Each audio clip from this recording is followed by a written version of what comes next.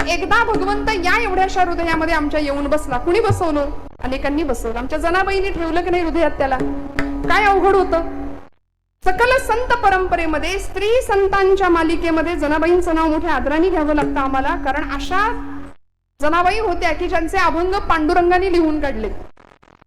म्हणजे ते लिहिताना पांडुरंगाला सुद्धा कधीतरी घाम फुटला असेल. कारण काय होते शब्द? अरे अरे विट्या.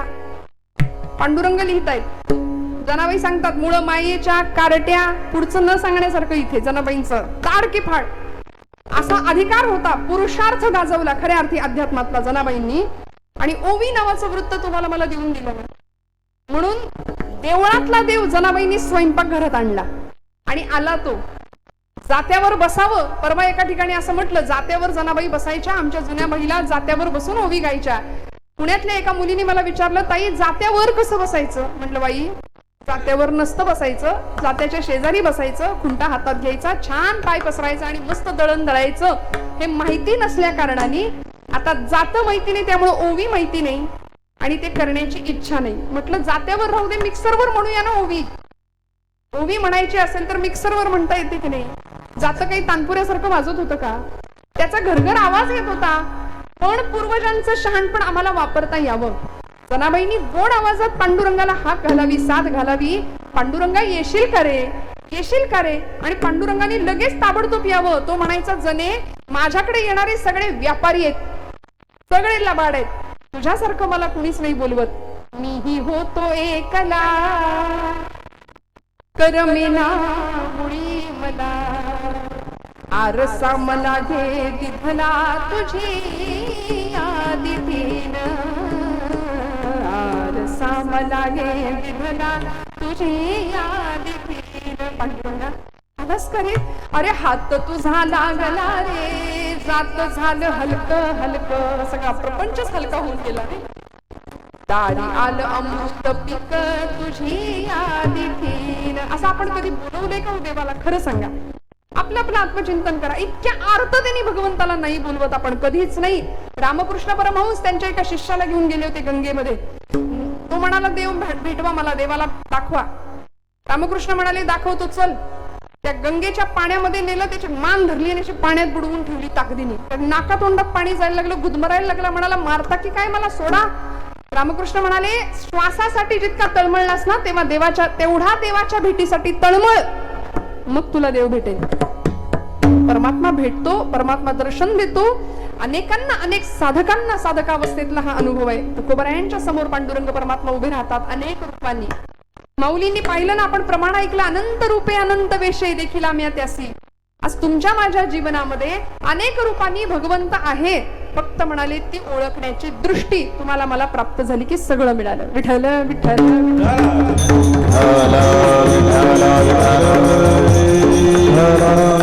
जनाबाईंनी त्याला हृदयात साठवला. सगळे शोधायला आले तेव्हा जनाबाई उत्तर देतात, अहो पाटील, मी हृदयात त्याला कोंडलाय. इतकं नाम घेतलं, सोहम शब्दे मारा केला. आता विठ्ठल तोंडीला, त्याने विठ्ठल काकुळती आला. जनाबाई म्हणतात, आता सोडणार नाही, गळा बांधून या दूर. धरिला पंढरीचा चोरा, गळा बांधून या दूर. गळा बांधून या दूर. गळा बांधून या दूर. धरिला पंढरी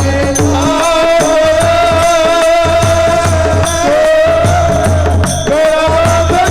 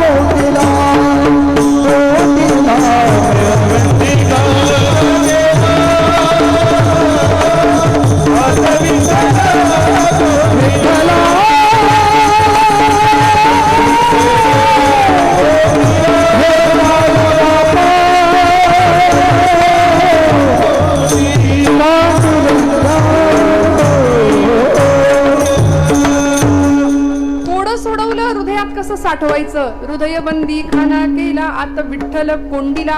अजून कोणी कोंडलो, अनेकांनी कोंडलं. आमच्या मारुतीरायांचं उदाहरण आहे, सावतोबांचं उदाहरण आहे. धन्य त्याची माता, धन्य त्याचा पिता, धन्य त्याची माता, धन्य त्याचा पिता. धन्यताची माता, धन्यताचा पिता, धन्यताची माता, धन्यताचा पिता. साठविला नाता, साठविला नाता, त्रैलोक्याचा सावता सागर, प्रेमाचे आगर, सावता सागर, प्रेमाचे आगर. साठविला, साठविला नाता, त्रैलोक्य, धन्यतेचा सागर, प्रेमाचे आगर, धन्यतेचा सागर, प्रेमाचे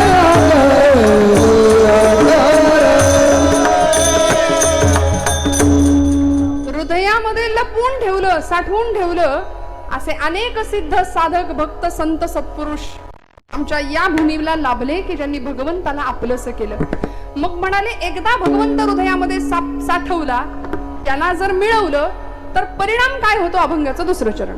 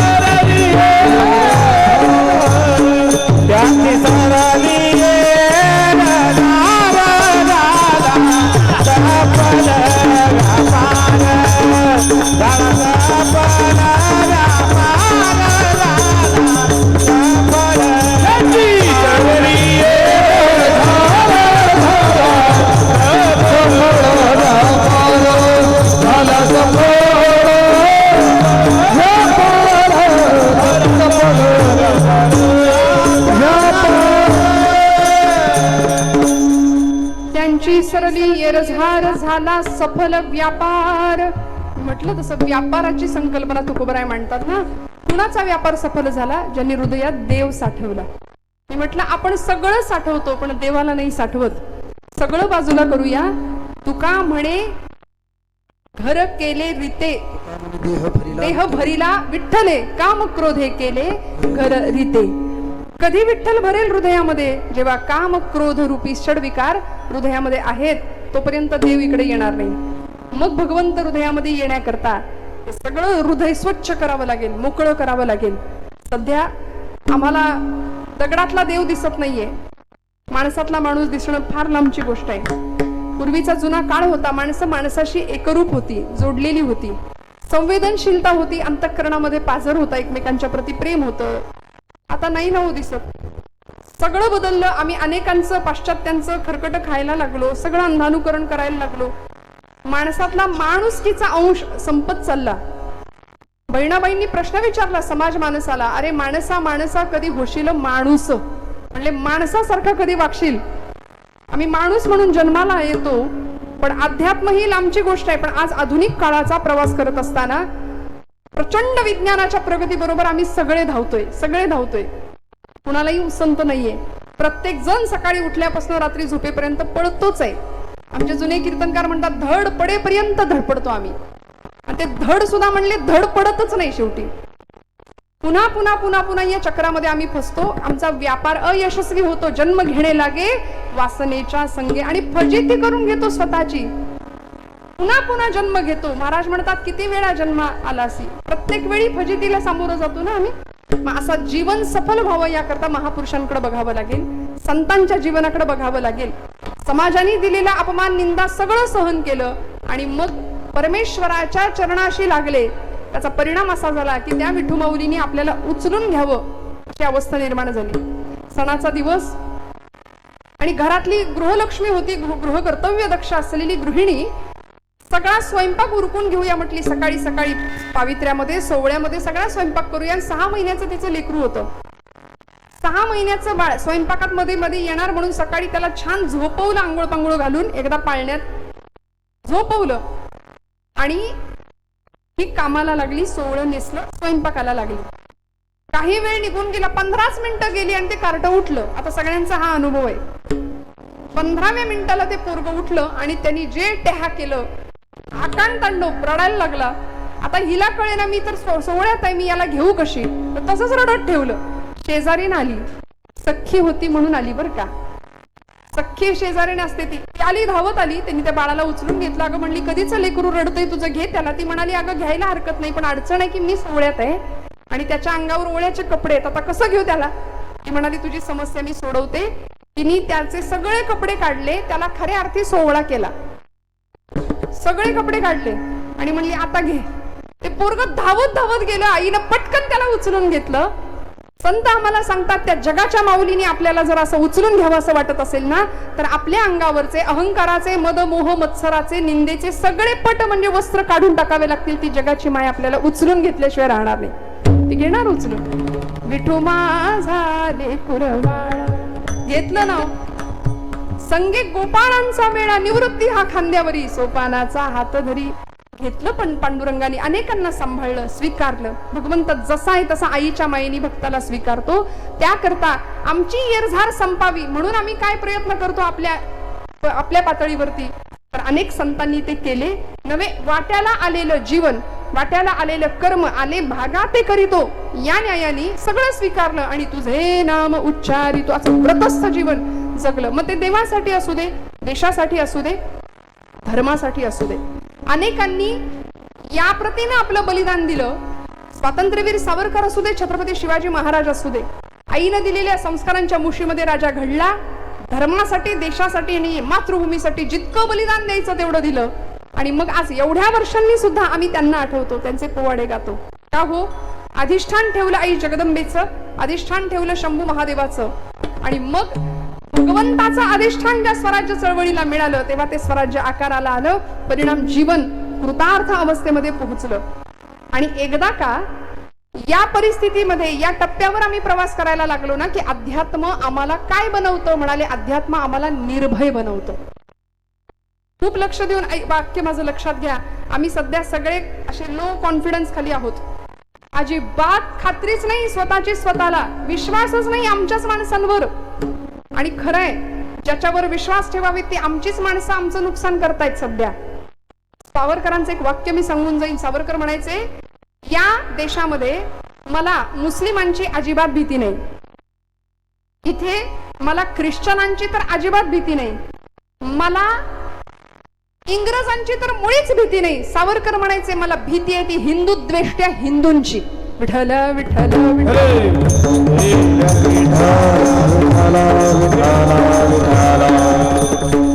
त्यामुळे आमची माणसंच आमचा घात करतायत. हे आजूबाजूला आपण पाहतोय. प्रचंड दयनीय अवस्था आहे आणि विकृती कळसाला जाऊन पोहोचली. इतकी विकृती समाजामध्ये आहे की प्रचंड नीच कृत्य करून सुद्धा ताठ मनेने फिरणारी माणसं समाजामध्ये आहेत. आणि जी कथा कीर्तनाला रोज जात आहेत ती खाली मान घालून बसली आहेत. ज्यांनी बोलायला पाहिजे ती बोलत नाहीत आणि ज्यांनी नको बोलायला, तोंडच उघडलेलं न बरं, ती माणसं नको ती बाष्कळ गप्पा आणि भाषणं करतायत. मला सांगा, आम्ही धर्माचं काम करतो, आम्ही संतांचं काम करतो, तर आमच्या पातळीवर आम्हाला उभं राहून बोललं पाहिजे. ही गादी अशी आहे कीर्तनकारांची. या गादीवर हजारो लाखो कीर्तनकार महाराष्ट्रात आहेत, उभे राहतात. कुठल्याही गादीला आपण पाय नाही लावत, पण ही कीर्तनाची गादी अशी एकमेव आहे की जिथे कीर्तनकार पाय रोवून 2 तास उभं ठाकतो आणि समाज जागरण करतो, जनप्रबोधन करतो.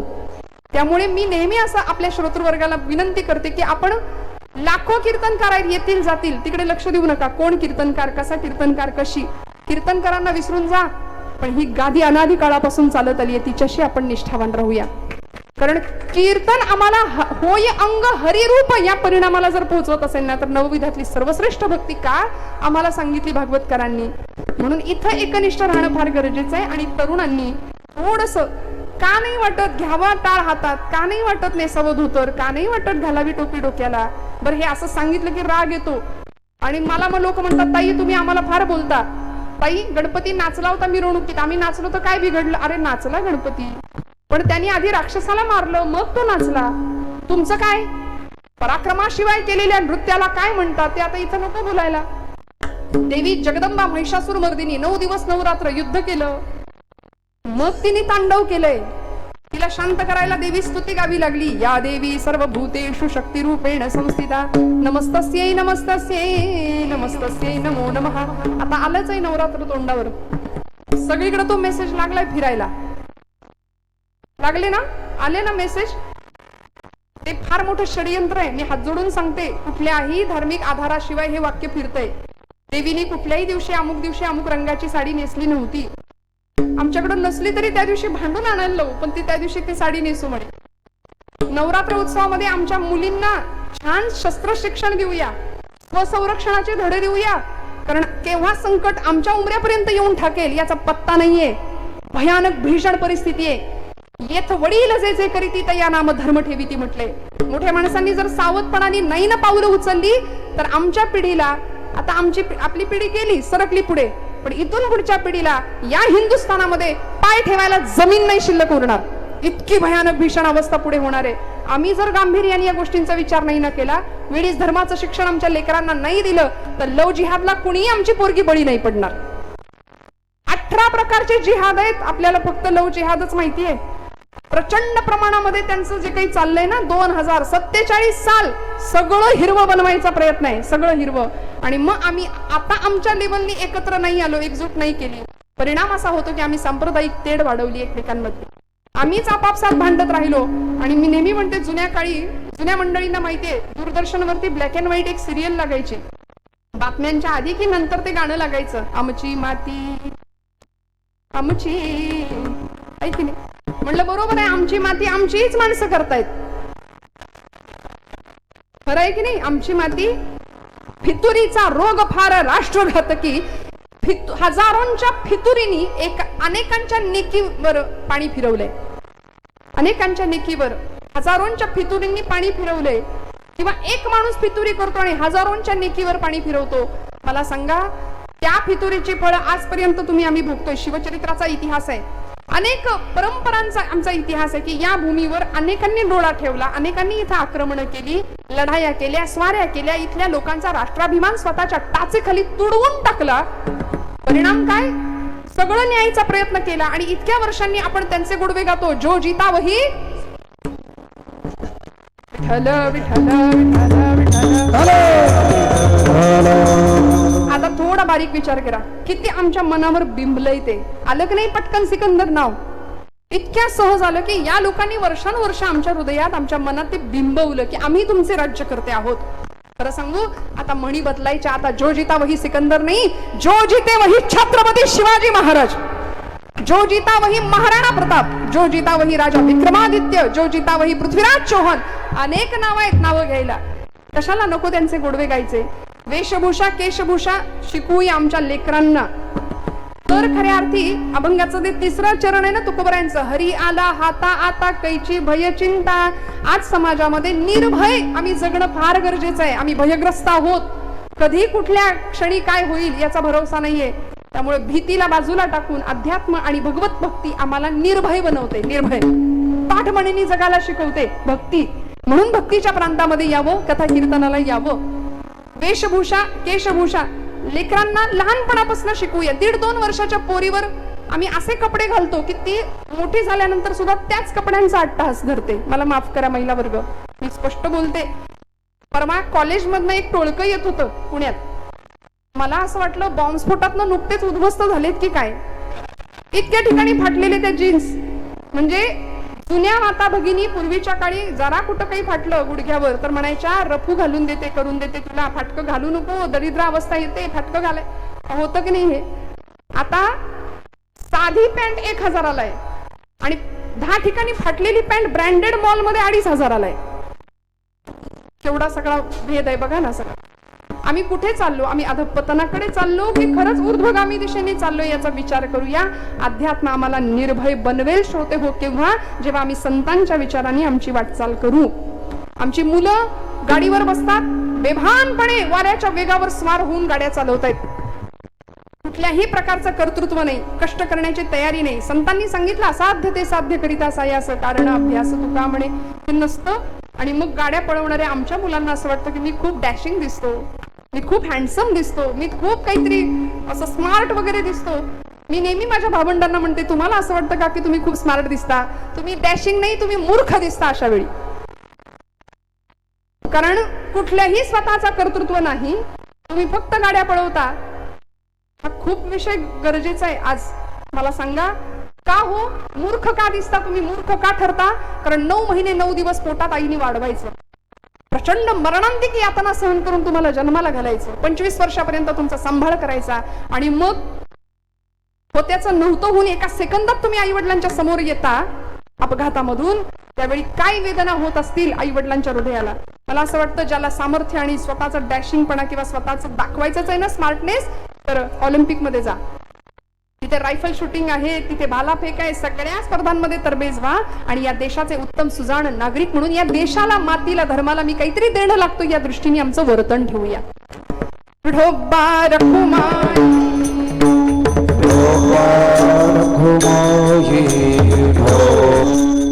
साठविला हरिजी हृदय मंदिरी, त्यांची सरली येर झार झाला सफल व्यापार. हरी आला हाता आता कैची भय चिंता, त्यांची सरली येर झार झाला सफल व्यापार. 9 प्रकारचं भय शास्त्रकारांनी सांगितलंय. प्रत्येक माणसाला भय असतं, भयग्रस्त असतो माणूस. पण ही सगळी भय बाजूला सारायची आणि परमार्थामध्ये निर्भयपणे वावरायचं. प्रचंड आत्मविश्वासाने आमचं जीवन पुढे जावं. संतांच्या विचारांचा स्पर्श जीवनाला असावा. महापुरुषांचे चरित्र आमच्या पोरांनी इथून पुढच्या आचरणात आणावी. या देशाने चारित्र्याची आणि मर्यादेची पूजा केली, तसं चारित्र्य संपन्न जीवन इथल्या तरुणाला जगता यावं. यासाठी स्वराज्याचा, यासाठीच या सगळ्या मातीचा, संतांच्या विचारांचा इथं सिंचनाचा घाट संतांनी सुद्धा घातला. आणि असं जीवन तुमच्या माझ्याकडून पुढे जगलं जावं. या जीवनाचा प्रवास असा व्हावा याकरता तुकोबराय आम्हाला भक्तीच्या प्रांतामध्ये कशा पद्धतीने प्रवास केल्यानंतर आमची सुद्धा येरझार संपेल अतिशय सुंदर पद्धतीने मार्गदर्शन करतात. अभंगाच्या शेवटच्या चरणात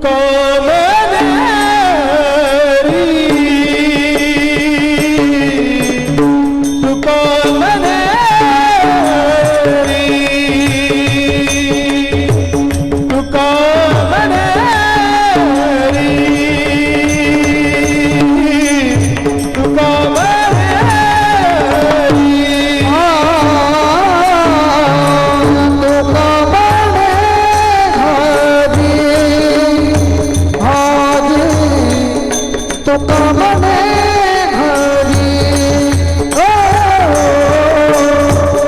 तुका म्हणे हरी हरी तुका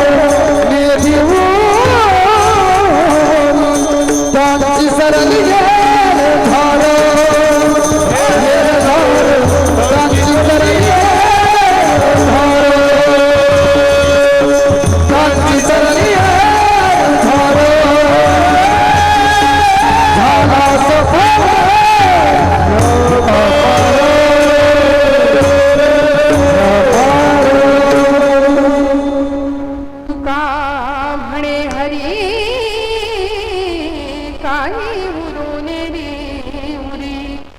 त्यांची सरली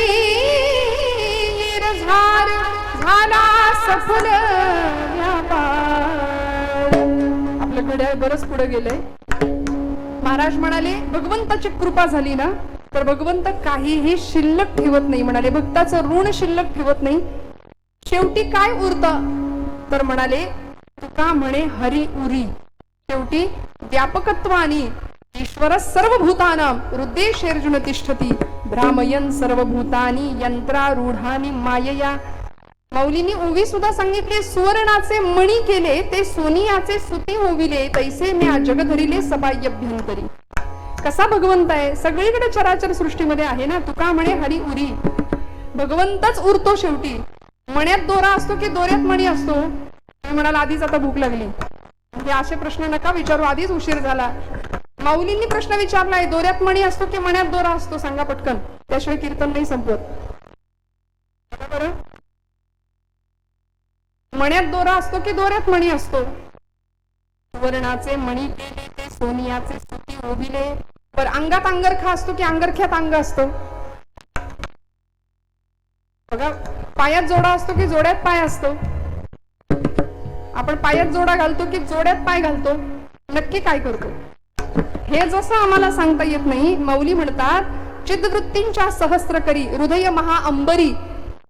मी असा व्यापून उरलाय सबाह्यभ्यंतरी. सगळीकडे मी व्यापून उरलोय. मी सगळ्यात आहे. विश्व माझ्यात आहे. मी विश्वात आहे. आणि एवढं असून मी कशातच नाही. ही भगवंताची व्याप्ती आहे. हा अधिकार आहे. हे सामर्थ्य आहे. जाणून घेऊया. चराचर सृष्टीमध्ये त्याचं व्यापकत्व त्याचं अस्तित्व अनुभवूया.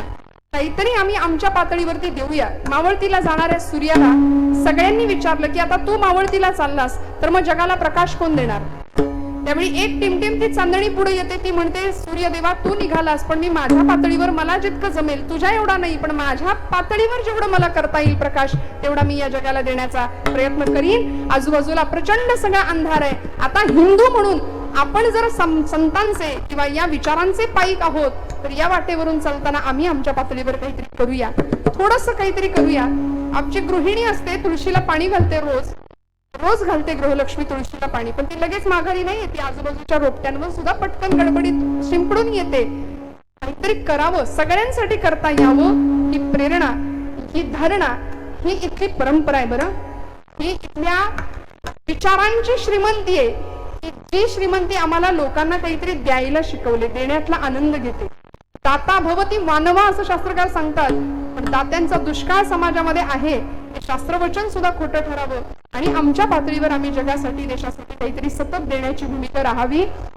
नेहमी असं म्हणते की बाकी सगळं राहू द्या, अंतःकरणाची शुद्धता ठेवूया, आपलं आचरण नीतियुक्त ठेवूया.